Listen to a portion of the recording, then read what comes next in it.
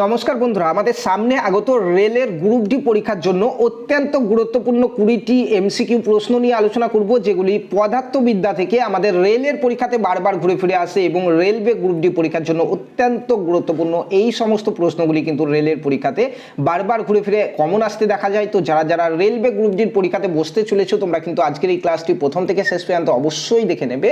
পদার্থবিদ্যা থেকে একদম বাছাই করা 20টি কমন যোগ্য প্রশ্ন উত্তর নিয়ে আলোচনা করব। ফার্স্ট কোশ্চেন দেখো, বলা হয়েছে যে ভূ সমলয় উপগ্রহ যে উচ্চতায় থাকে তা হলো প্রায়, অর্থাৎ উপগ্রহ পৃথিবী থেকে কত উচ্চতাতে আর কি থাকে সেটি জিজ্ঞাসা করা হয়েছে। ঠিক এই টাইপের বাছাই করা একদম 20টি এমসিকিউ প্রশ্ন তোমরা পেয়ে যাচ্ছ আজকের এই ক্লাসে। সেজন্য ক্লাসটি প্রথম থেকে শেষ পর্যন্ত দেখবে এবং যারা চ্যানেলে প্রথমবার এসছো কিংবা ফেসবুক পেজে প্রথমবার এসছো, তোমরা প্রত্যেকে একটু ফলো করে নিতে ভুলবে না। যারা যারা রেলওয়ে গ্রুপ ডি পরীক্ষার জন্য প্রিপারেশন নিচ্ছ, কারণ একদম ফ্রিতে বিনামূল্যে প্রত্যেকটি টপিক ওয়াইজ তোমরা কিন্তু ফ্রি ক্লাস পাবে আমাদের এখান থেকে। চলো শুরু করা যাক। ফার্স্ট কোশ্চেন দেখো, বলা হয়েছে যে ভূ সমলয় উপগ্রহ যে উচ্চতায় থাকে তা হলো প্রায়, যার সঠিক উত্তর হচ্ছে এখানে 36,000 কিলোমিটারে থাকে। ভূপৃষ্ঠ থেকে 36,000 কিলোমিটার উচ্চতাতে কিন্তু উপগ্রহ থাকে। অপশন ডি হচ্ছে সঠিক উত্তর। নেক্সট কোশ্চেন দেখো, বলা হয়েছে তিনটি মৌলিক রং হলো, অত্যন্ত গুরুত্বপূর্ণ প্রত্যেকটি কোশ্চেন। বলা হয়েছে তিনটি মৌলিক রং হলো কোন তিনটি? দেখো এখানে অপশন দেখো, যার সঠিক উত্তর হয়ে যাবে অপশন এ, নীল, সবুজ এবং লাল হচ্ছে মৌলিক রং। ঠিক আছে বন্ধুরা, প্রত্যেকটি ক্লাসের ফ্রি পিডিএফ দেওয়া হচ্ছে আমাদের টেলিগ্রাম গ্রুপে। এই ভিডিও ডেসক্রিপশনে এবং কমেন্টে টেলিগ্রাম গ্রুপে লিঙ্ক রয়েছে, সেখানে তোমরা জয়েন করে যাও, তাহলে প্রত্যেকটি ক্লাসের পিডিএফগুলি তোমরা ফ্রিতে ডাউনলোড করতে পারবে। দেখো তিনটি মৌলিক রং হচ্ছে নীল, সবুজ এবং লাল, তাহলে অপশন এ হচ্ছে এখানে সঠিক উত্তর। নেক্সট কোশ্চেনে বলা হয়েছে যে জলের আপেক্ষিক তাপ কত? অত্যন্ত গুরুত্বপূর্ণ একটি প্রশ্ন। জলের আপেক্ষিক তাপ হলো কত? যার সঠিক উত্তর হচ্ছে জলের আপেক্ষিক তাপ হচ্ছে এক। জলের আপেক্ষিক তাপ হচ্ছে 1, অপশন ডি আছে সঠিক উত্তর। নেক্সট 4 নম্বর প্রশ্ন দেখো, বলা হয়েছে যে একটি হল ঘরে কিসের জন্য শব্দের অনুরণন ঘটে? অর্থাৎ এই যে কথা, এটার মানে হচ্ছে তোমার এখানে ইকো ঘটে আর কি, ইকো বা প্রতিফলন ঘটে শব্দের। কিসের জন্য? তো এখানে সঠিক উত্তর হয়ে যাবে অপশন এ। দেখো প্রতিফলন অপশন এ হয়ে যাচ্ছে এখানে সঠিক উত্তর। প্রতিফলনের জন্যই কিন্তু ইকো ঘটে আর কি, অপশন এ হচ্ছে সঠিক উত্তর।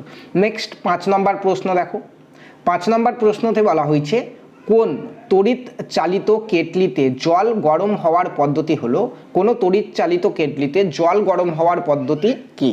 যার সঠিক উত্তর হচ্ছে এখানে অপশন ডি। দেখো পরিচলন তাপের পরিচলন পদ্ধতির মাধ্যমে তড়িৎ চালিত কেটলিতে জল গরম হয়। ঠিক আছে, option D is the right answer. ঠিক আছে বন্ধুরা, যারা যারা ক্লাসটি এতক্ষণ দেখছো, প্রত্যেকেই কিন্তু একটু ক্লাসটিকে লাইক করে দিয়ে কমেন্টে জানাবে কোন কোন টপিকের উপর তোমরা ক্লাস চাইছো।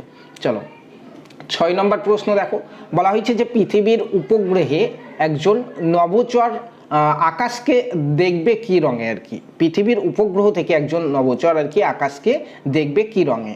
দেখো এখানে সঠিক উত্তর কি হবে? অপশন দেখো এখানে কালো হয়ে যাবে সঠিক উত্তর। আকাশে কালো দেখাবে আকাশ, সেটি হচ্ছে সঠিক উত্তর। অপশন ডি হচ্ছে এখানে সঠিক উত্তর।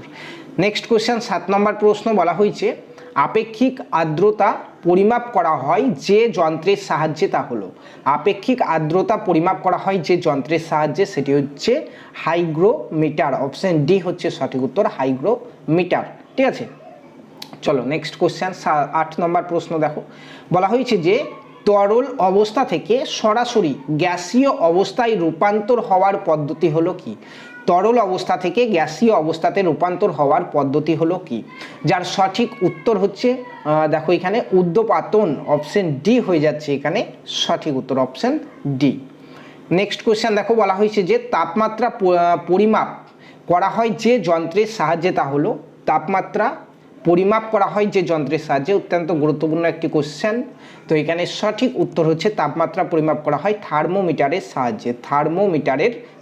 অপশন বি হচ্ছে সঠিক উত্তর। নেক্সট 10 নম্বর প্রশ্ন, তাপের এসআই একক কি? এগুলি কিন্তু খুবই গুরুত্বপূর্ণ একক যেগুলি আমাদের দেয়, এখানে তাপের বলা হয়েছে। তো তাপের এসআই একক কি? তো তাপের এসআই একক হচ্ছে জুল। অপশন সি দেখো জুল। তাপের এসআই একক হচ্ছে জুল। অপশন সি হচ্ছে সঠিক উত্তর। নেক্সট কোশ্চেন, গ্যাসকে তরলে পরিণত করার পদ্ধতি হলো কি? গ্যাসকে তরলে পরিণত করার পদ্ধতি হচ্ছে ঘনীভবন, অপশন বি, ঘনীভবনের মাধ্যমে গ্যাসকে তরলে পরিণত করা হয়। নেক্সট কোশ্চেনে বলা হয়েছে এসআইতে তড়িৎ আধানের একক হলো কি? এসআই পদ্ধতিতে তড়িৎ আধানের একক কি? যার সঠিক উত্তর হচ্ছে কুলম্ব, অপশন বি। এসআই পদ্ধতিতে তড়িৎ আধানের একক হচ্ছে কুলম্ব, অপশন বি হচ্ছে সঠিক উত্তর। নেক্সট 13 নম্বর প্রশ্ন বলা হয়েছে জলের গভীরে বিভিন্ন জিনিস খুঁজতে ব্যবহৃত হয় কি? জলের গভীরে বিভিন্ন জিনিস খুঁজতে ব্যবহৃত হয়, সঠিক উত্তর হচ্ছে সোনার। সোনার ব্যবহৃত হয়, জলের গভীরে বিভিন্ন জিনিস খুঁজতে সোনার ব্যবহৃত হয়, অপশন সি হচ্ছে সঠিক উত্তর। 14 নম্বর প্রশ্ন দেখো, বলা হয়েছে যে লিভারে যে বিন্দুটি স্থির স্থির থাকে তাকে বলে, লিভারে যে বিন্দুটি স্থির থাকে তাকে বলে কি? সঠিক উত্তর হচ্ছে অপশন সি, দেখো আলম্ব। আলম্ব, লিভারের যে বিন্দুটি স্থির থাকে সেটি হচ্ছে আলম্ব, অপশন সি হচ্ছে সঠিক উত্তর। নেক্সট 15 নম্বর প্রশ্ন বলা হয়েছে যে রেফ্রিজারেটরে যে গ্যাসের উপস্থিতি লক্ষ্য করা যায় সেটি কি? এখানে দেখো 4টি অপশন রয়েছে, তোমরা দেখতে পাচ্ছ। যদি এই প্রশ্নটির সঠিক উত্তর আমরা জানি সিএফসি, এটা কিন্তু আগে ব্যবহৃত হতো সিএফসি, এখন কিন্তু আর সিএফসি ব্যবহৃত হয় না, সি ব্যবহৃত হয়, কারণ সিএফসি এটা বায়ুমণ্ডলের ক্ষতি করে, সেই জন্য এটার পরিবর্তে এখন কিন্তু এইচএফসি ব্যবহৃত হয়। তো পরীক্ষা হলে কিন্তু আমাদের এখানে দুটো অপশন থাকবে না, যে কোনো একটা থাকবে, যেটা থাকবে সেটাই কিন্তু অ্যান্সার করবে তোমরা, ঠিক আছে? চলো নেক্সট কোশ্চেন বলা হয়েছে জলের হিমাঙ্ক কত? জলের হিমাঙ্ক কত? সঠিক উত্তর হচ্ছে জলের হিমাঙ্ক হচ্ছে 0 ডিগ্রি সেলসিয়াস, 0 ডিগ্রি সেলসিয়াস কিন্তু, ঠিক আছে? এটা কিন্তু মনে রাখবে একটু। চলো 17 নম্বর কোশ্চেন দেখো, বলা হয়েছে যে বলের ফলে একটি গাড়িকে ব্রেকের মাধ্যমে থামানো যায় সেটা কোন বল? যে বলের ফলে একটি গাড়িকে ব্রেকের মাধ্যমে থামানো যায় সেটা হচ্ছে ঘর্ষণ বল। ঘর্ষণ বলের ফলেই কিন্তু একটা গাড়িকে ব্রেকের মাধ্যমে থামানো যায়, অপশন ডি হচ্ছে সঠিক উত্তর।